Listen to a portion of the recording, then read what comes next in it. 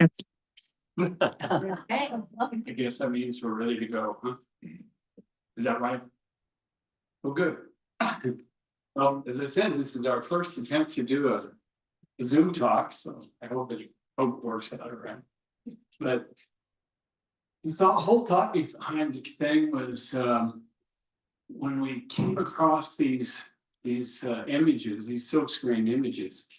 I'd seen them before. We had one time maybe about 10 of them that we got from somewhere. And it's just really, unique, but we didn't have the whole set and we didn't have the book that went with the sets. I didn't really know anything about them. And I asked, several, Anthony Tallboy and a couple of other people, I said, do you know about these? And they said, no, I really don't know about those. And so, we just sold them as they were.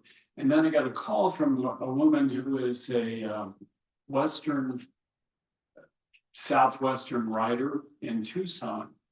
And she called and said, I've got a painting I want to get from a lady in Riverside, California, and she has this whole portfolio of the twins went to their father, how twins went to their father. And I said, you got to be kidding me. She said, no, and she had the book and everything. And she said, are you interested? I said, yeah. So I drove to Riverside, California, which is a god-awful place. But excuse me if anybody on Zoom is from Riverside.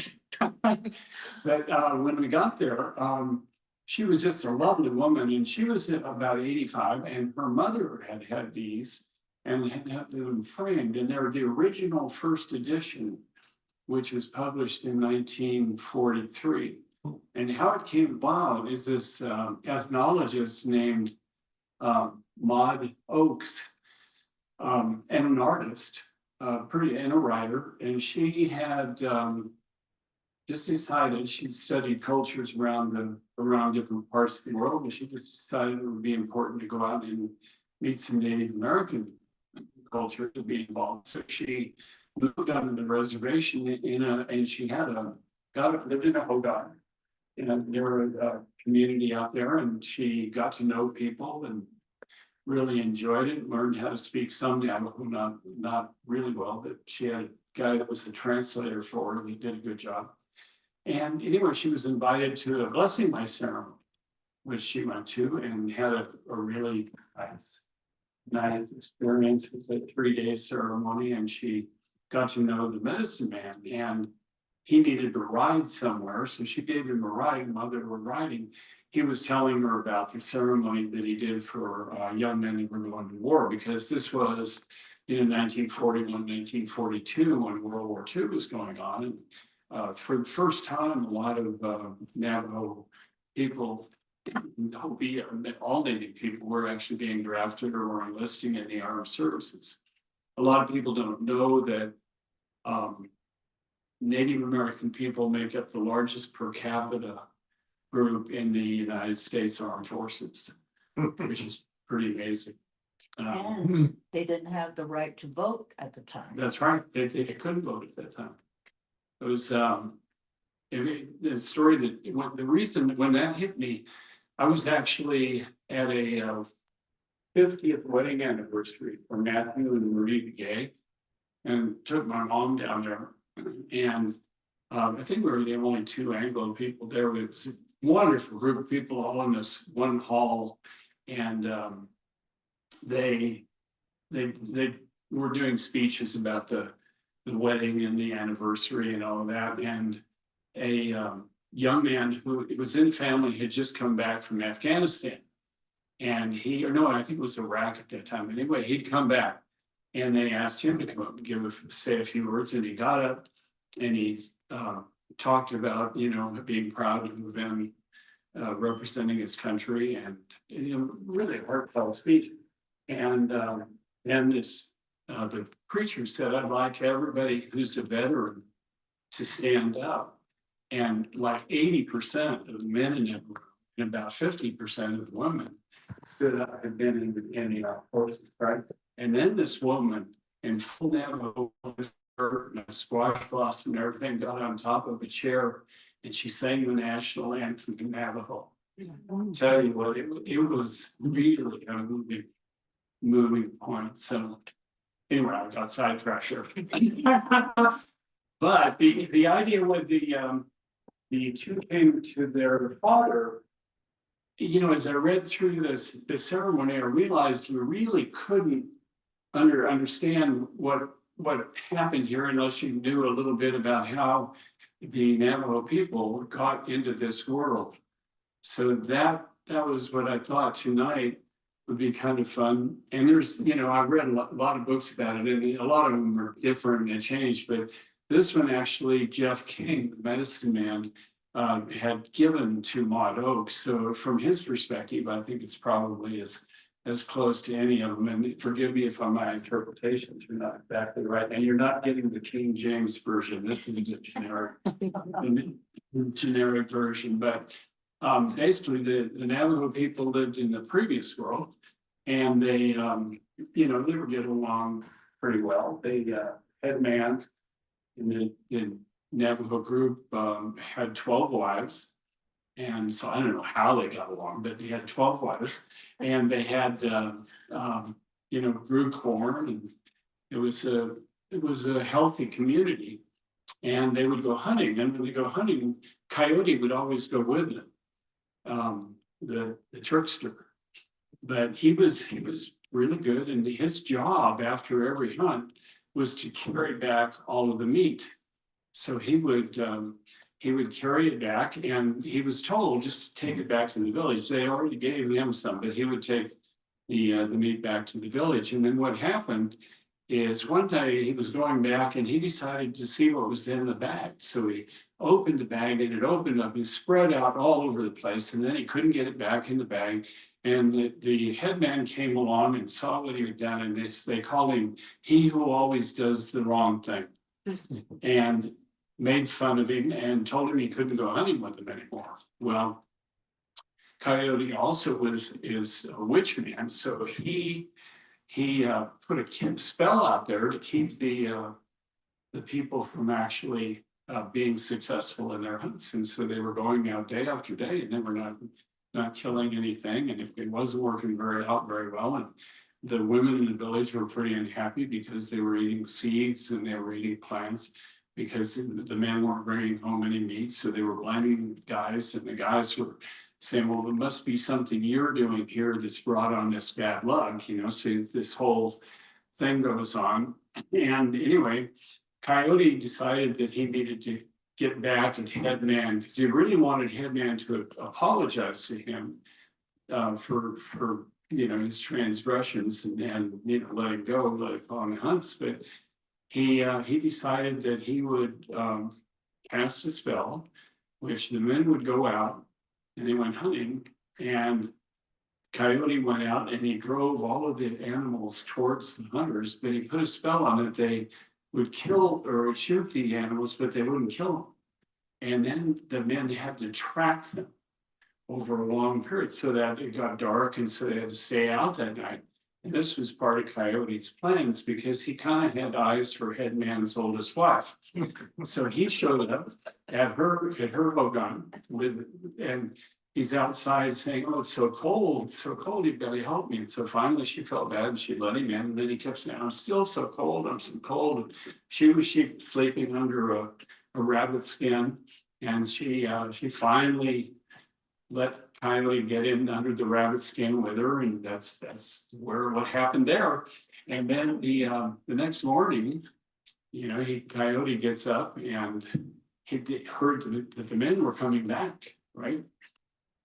And the women got all excited because they were bringing game with them. So everybody built fires in their hogans for the men to come home, and they could cook and be warm.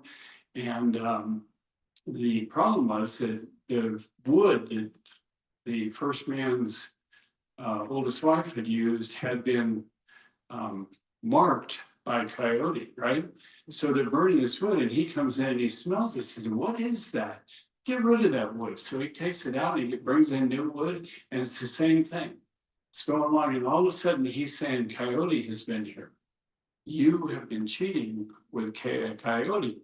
And so all of a sudden they get in an argument, and then Coyote jumps out from behind a bundle of clothing, and he says, you know, what are you arguing about? I want to know. And then he runs out the door, right? He avoids the argument. Well, so Headman took all of his possessions and he left, and he went over to second Headman's home, and then the wife is all upset and she's crying and upset, so she goes to her mother's place, and in her mother's place she doesn't quite tell the whole truth, and gets her mother really upset, and so her mother goes back to the second Headman's hogan and says, you know, you disrespected my daughter, and you know, we don't really need you men. You're useless. You're not very good, and you need to leave. And so, you know, pretty. And so she got the names, the scornful. And so what ended up happening there is the men got together and they had a meeting, and they said, okay, they don't need us, so let's just leave for 4 years. And so they went to the river and they carved canoes out of cottonwood, and they went across the river and they established a place over there. And they took with them the sticks that made the fire, right? And the women, when the fire they had one out, and it was pretty desperate. And then one of the women figured out how to do flint, make sparks, and make fire. So they had that. And the first year was probably all right. They grew pretty good crops, and both sides were flourishing. And then the second year, the crops weren't quite so good on the women's side, and nobody was hunting over there, so they had no meat. So, you know, they were eating plants and seeds and what corn they could grow. And the third year, it got really desperate. So what ended up happening is a lot of the women tried to jump in the river and swim across to the man's side, and they drowned. And the second Headman said, you know, we don't want to lose the women. We just don't want to do that. We need to go back. And so they had another big conference. It seems like in these stories, they have a lot of conferences, sweat house, and then conference. So anyway, they all went back, and the scornful woman apologized, and the men apologized for being so angry, and they were very happy. Everything was going good again. And Coyote comes back and he thinks, these people are happy again. This is not good. Nobody ever apologized to me. So he decided to get even with them again. And what he did is he went to Water Monster's lair and he stole one of his babies, right? Knowing the Water Monster would blame it on the people. So Water Monster came out and he wanted his baby back. And of course, the people said, we don't have your baby. And he said, yes, you do. And I will teach you. And so the river began to rise. And it began to get deeper and deeper, and people were being forced off the land. So like the squirrels were planting trees and pinyon trees and grow 5 feet, but that wasn't enough to keep the water away. Fir trees, and no matter what they did, they couldn't escape the water. And then Little Wind, who is sort of a messenger of the gods, he told the crane to plant canes, reeds, right? Hollow reeds. And so he did. And the reed began to grow up, and Little Wind told people to crawl into the reed and they would grow up with it. And that would take them up into the next world. And so they all did. They got in there, and all the people, the animals, it's kind of like the Noah's Ark, right? Except the holy people also got into it, as well as the seven quiet men, I think it's. Yeah. And they went up there with them, and through those seven walking men, I think it was. But what they basically became was the conduit between the people. They would pass the prayers of the people on to the holy people. So anyway, they got way up there, and the locust was the first one to break out of the reed. And he got out, and there was zigzag steps that went up, and he went up to the top there, and White-Nosed Monster came out and said, what are you doing here? And he said, well, I brought the people to live here. And he said, well, you have to prove that you can live here. And one of the things he said, let me show you. And he took an arrow and he shoved it through his body one way, pulled it out, and then he shoved it through the other way and pulled it out. He handed it to Locust and said, you do that. And Locust put one arrow through his heart, pulled it out, and then he put it back through his heart the other way, and he pulled it out, and then he put the arrows at the feet of White-Nosed Monster. And White-Nosed Monster said, well, that's okay, you can live here. And the other people came up, and when they got up there, first woman, who also had come up through the reeds, said, she said, I forgot something that we have to have. And so several people tried to go down through the reed to get the medicine bundle off of out of her home, but they couldn't make it. And finally, the blue crane went down. And when he got down there, he came back with the medicine bundle. And White-Nosed Monster said, what is in that bag? And she showed him, and it was sand from the 4 sacred mountains below. And she said, with this sand, we can build the new world here with the 4 sacred mountains. And he said, well, that's fine, except there's one thing here, Water Monster's baby is still missing. And Little Wind told people that it was Coyote who had stolen it. So Coyote, if he wanted to stay up there in the world with him, had to give the baby back. And when he did, Water Monster said that then when in the future, when people died, they would come back down to his world, to that world to live. So that was kind of the whole thing about how they got up there. And the other thing Water Monster did is he drug paths to the north, east, west, and south, because the water had come up so much it covered the new part of the world, and the water ran off, and that's how they created the oceans. So anyway, now they're in the new world. How they do? That was very good. Yes. So anyway, now they're in the new world, and everybody is. This is where the two came for their father comes in. And as you get a chance, I actually wrote what happens in each sand painting all the way around, so you can look at them. And Jeff came. He originally sketched these on like butcher paper, right? And then they went in and they did crayons for the colors. And then Maude took them back to DC, and she worked on them back there and got the screens done and brought them back to Jeff. And Jeff had actually been in DC one time as a guest of some general, I can't remember who it was, but anyway, he was pretty conscious of the whole world. And then afterwards, she went to Joseph Campbell, who was the guy who writes about myths, or used to write about myths and things. And Campbell worked with her to come up and talking with King about the descriptions and that commentary about the whole thing. So anyway, what happened was there's the mountain that people walk around, is that right? Yeah. And people were there, and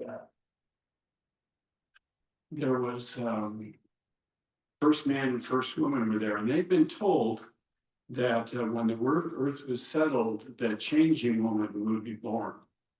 And nobody really knew what that meant. But then one day, Governor Doorknob, which is just south of here, if you go down to Bloomfield and you drive towards the Navajo Dam, off to the right is Governor Door Canyon, and there's a big knob down there. It's called Governor Door Knob, and it's sort of a not minor, but it's a secondary holy mountain to the Navajo people. And it was clouded all over. And so they called Talking God, who went down to check and see what it was. And he climbed up the east side. And when he got to the top, he could hear a cry.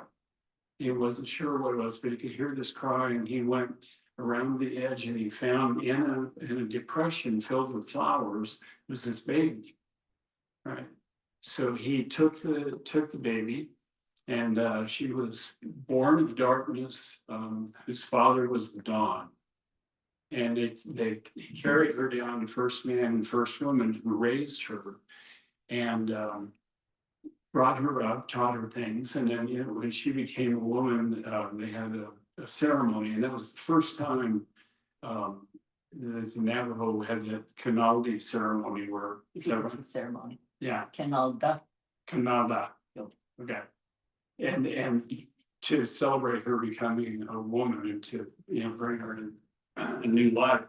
And so as that happened, and then she lived, and people came to visit her and ask her advice, what to do, what not to do, all that sort of thing. And as you go through each one of these sand plays, you'll see what happens is in the first one, all of a sudden, she felt ill one day. And 2 days later, she went to the Hogan, and 2 days later, she had a baby, right? And then I think it was 10 days later, the same thing happened. She had a second baby, and she was afraid of this monster that came around just once in a while, because monsters had been known to take children. So she would hide them, and she actually, the monster came one day, and she had her stomach a blanket, and she had both children in there, and he said, what's wrong with you, what's wrong with your stomach? And she said she was just not feeling very well, and he went away. And then these kids grew pretty quickly, like 4 feet in a week. But they became they grew up into 2 young men, and she raised them, but she never would let them go very far because she was afraid of the monsters. And then one day they disappeared, and they left. She couldn't find them, so she went to look for them, and she did a thing where you throw your moccasin or your shoe up in the air, and whichever way it goes, that's the way they went. When you came back down to earth, didn't go anywhere. And so she started to do a thing they call where you throw your breath, and your breath would go out, and if it didn't go very far, they didn't go that way. And she went up, and the breath went up, and so she knew that they were going to look for their father and son. So their trip, the first 5 or 6 of these sand paintings over here are tell really the story of their trip to try and find the sun. The second one is the dunes; those are sand dunes, and there was a dune monster that was in there, and they came to him, and he threatened them and told them they couldn't come that way. And what he did is when people or animals, somebody crossed the dunes, he would grab them and push them under the sand and kill them. Well, what they sang to him, and they said prayers to him, and nobody had ever done that to him before. So he actually let them walk over the rainbow, where the rainbow carried them over the dunes. And the second one over there is the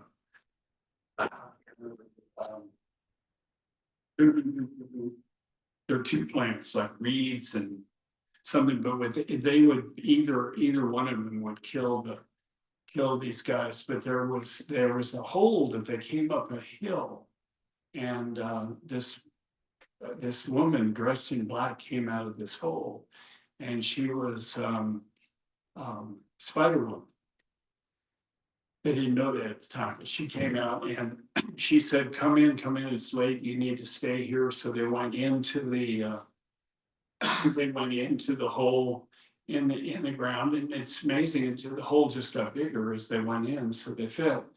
And they sat down with her, and she said, I don't have much food, but you're welcome to what I have. And she put seeds and things in her cornmeal in these plates made of abalone and turquoise and jet and shell, and she put those in there, and as they ate, the food multiplied. And as it multiplied, they ate until they were full, and they said that this is what we will eat to give us the strength to move on. And in a ceremony, that's all today. It's like a 3-day ceremony. People just eat corn pollen because it gives you nourishment, protein, whatever, but it gives you the strength. And so she did that, and then she said it's a long ways to the sun. It's a dangerous trip. So she gave each of them a feather. It was a down eagle feather. And she said, do not tell the sun where you got these, because I've stolen them from him, but they will protect you. And that was the first lie or deception in the world. And so all other deception and lies that came after that were because of that. So anyway, they took the feathers and it seemed wherever they went, they would run into dangers and they would take the feather and they would ride over that or they would hold it and they would be able to go through the mountains. Or somebody would pick them up and carry them on their back with the feather and they were safe all the way through there. And then finally they came to the son's house. And out in front of it was a girl, turquoise girl or a white shell girl. And she said, well, the humans are not supposed to be here. And he said, or they said, the two boys said, but we are looking for our father, the son. And she was the son's daughter. So she brought them into the house. And she knew her father would not be happy when he got there, and her mother wouldn't be happy about it either. So she wrapped them in bundles and put them up on over a door on one side and up on another thing on the other side of the son's house in the main room. And when the son's wife came, and then the son came in, and they were eating, and he said he sensed that something was wrong. Somebody was there, he could tell. And so he took them down, and there were the turquoise girl, I think, told him, said, these two boys are here and they are your sons. And his wife got really angry and said, you have promised me that you've been faithful all these years. And he said, yeah, I don't think these are mine, you know. But he got him down. he got him down, and he was not very happy about it. So he decided that he needed to kill them. So he had them take their clothes off, and then water carrier took, and in this big sweat house, he built a big fire. And the girl, turquoise girl, realized what he was going to do. So she went into the sweat house and she dug two big holes, and then she got two big rocks, put them next to them. And she told them that when they went in there, they should get in the holes and pull the rocks over them. So water carrier took the boys to the deal and had a big roaring fire going on. And then he put water on top of the fire and the rocks in the fire to cause steam and make it really, really hot. So then the son closed the door of the sweat house, and the boys had gone underground under the rocks. And so they weren't hurt by the fire and get caught.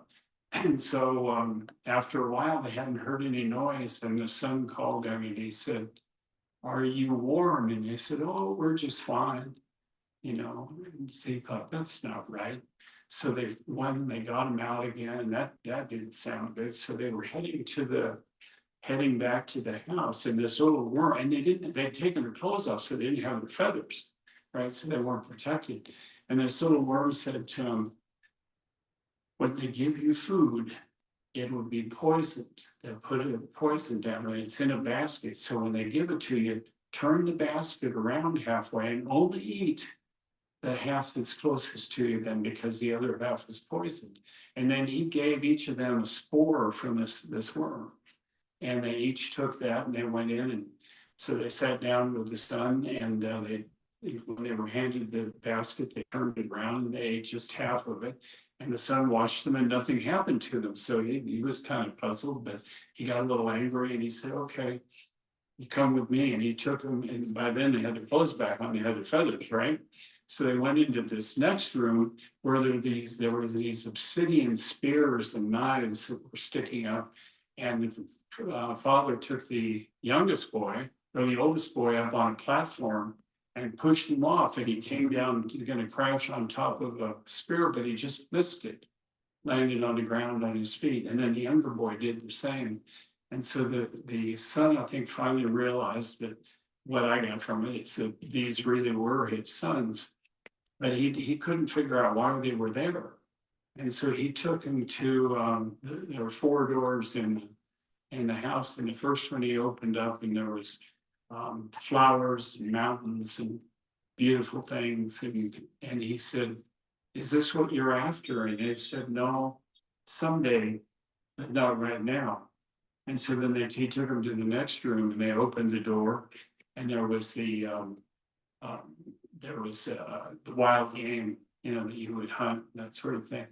And he asked them, is this what you're after? And they said, no, not right now, but someday. And so they went to the next room and he opened the door and there were these domesticated animals that they could live on crops and things like that. And said, is this what you're after? He said, no, no, not now. Maybe later. And so finally he said, well, what are you after? And they said that the monsters were killing people and they wanted his help to kill the monsters. So anyway, he took them and he gave them the names. He gave them suits of armor and he gave them weapons. And Big Thunder came in and joined them. And there's one of those. I think it's around over there. But gave them these suits of armor and lightning weapons and things like that. And then they said, we are going to kill Big Giant. Well, Son was not real happy with that because that was his son.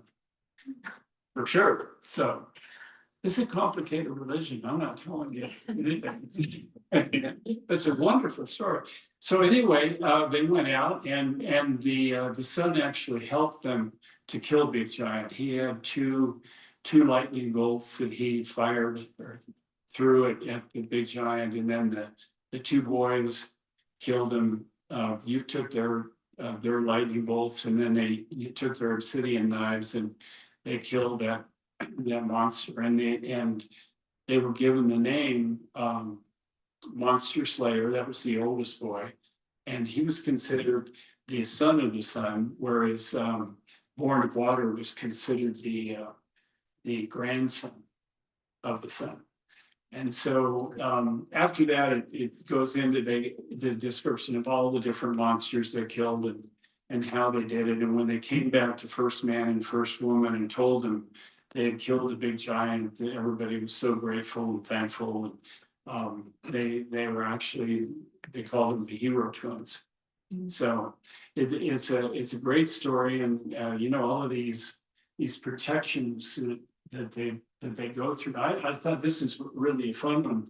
This is painting is used at any time. It's for warriors to give them strength and protection.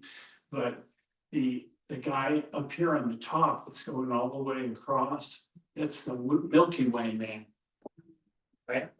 And then on the left, you've got there's a boss sparkling star in the evening, and the right sun, and the 7 eastern stars, and the Pleiades, and the Dipper, and then over here is the moon, and then the big white star of the west. So it's they had a real complete grasp of the cosmos, and how it interacted. Now, I got the most from all of this is how closely tied, the Navajo War natural, the thing around, everything around them, because nothing is really inanimate. Everything has some sort of life to it. And it's a wonderful, wonderful story. And it's interesting. I called Anthony, what's the name? Joseph Campbell was doing the commentary on these paintings. He said that they only found one other medicine man who still knew this chant, all 18 same things and the chants to go over. And that was, he wrote that back in the 40s, right? So there was only one other person besides Jeff King who knew that. And that's the main reason that King gave the sanction. Because he didn't want them to be alive. 5 years old.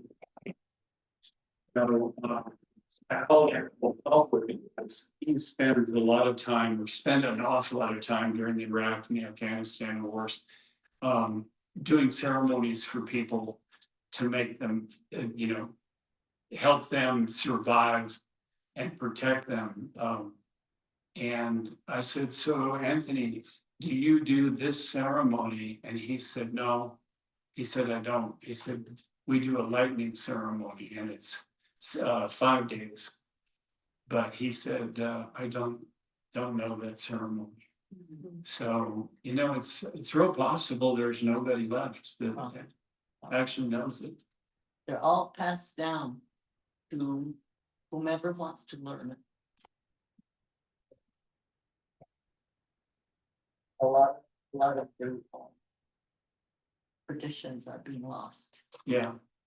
So like, I mean, you and I, we can both know the stories, but we don't know the songs, we don't know the chants, we don't know things like that. And I'm I believe there's an awful lot to these sort of things. I know in talking to friends of mine that have been involved in Veterans Administration, that when a Navajo boy comes home, they have a ceremony too, a cleansing ceremony.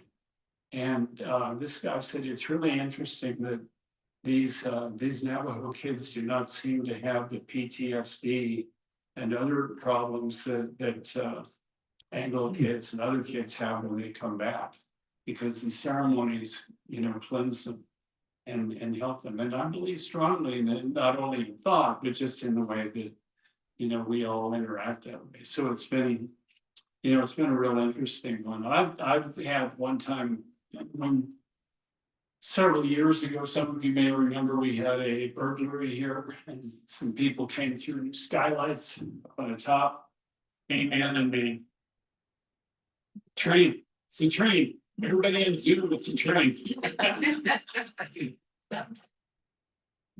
We have to stop on the train.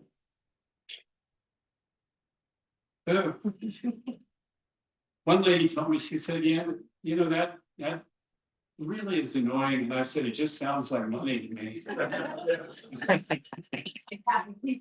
But anyway, so Nellie Sosi, who is the woman who makes our pinion cream, she hand picks this pinion cream or sap off of trees and boils it, makes this. She called me that morning after the burglary, and the police were here and showcase has been smashed and all that kind of stuff. And she said, I'm coming up with some cream. And I said, Nellie, it's just not a good day. I mean, we can't do it today. And she said, well, what's wrong? And I said, well, we had a burglary last night. Some people broke in. And she said, well, who did it? And I said, well, I don't know who did it. She said, do you want me to bring my mother up to tell you? And I said, well, sure. And so right over here, she was just this real sweet lady, Cecilia Sosi, and she had me sit down and she put corn pollen on around, sprinkled it on me, and she had these crystals and did all of that. And she started to do these chants. She's a hand trembler, they call it. And her hands were shaking. I mean, she was just, the sweat was just pouring off of her. She's doing these chants. And then afterwards, she was told Nellie, she didn't speak English, but she told Nellie, she said, yeah, there were two people and they came through a window up high. And she would have no way of knowing this. And she said that you know them or you've seen them, they've been in the store before. And they came in and she said they broke two showcases and they took jewelry and they scraped it into two different bags. And then they went out the wall to the alley and they gave each bag to a different car.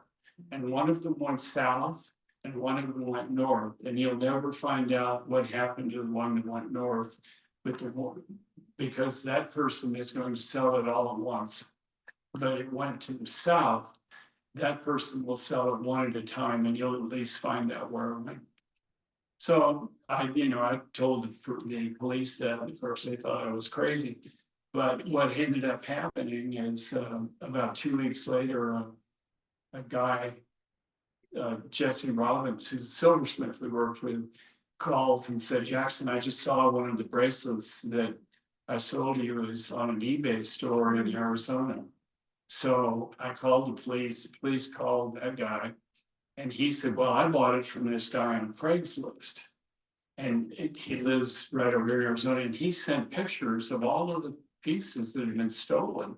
And he had sent them to the eBay guy, then the eBay guy sent them to the police here. So, Nellie was absolutely right. I mean, Cecilia was right. We found out where it went, and we didn't get it back because the police screwed up and they filed a request with Craigslist to get the person's identification thing, but they sent the wrong phone number for the guy's connection. And by the time Craigslist is a big fencing operation. You may not realize this, but what happened by that time, the guy had to burn it, phone, he tossed it and gone somewhere else. So we never got any of that back, but at least she was right. We did find out what it was. Yeah. So anyway, thank you very much for coming. I hope you enjoy. Walk around, take a look at all of these. And we can answer any questions or be of any help. We're happy to do it. And thanks for joining us online. We appreciate it. Thank you.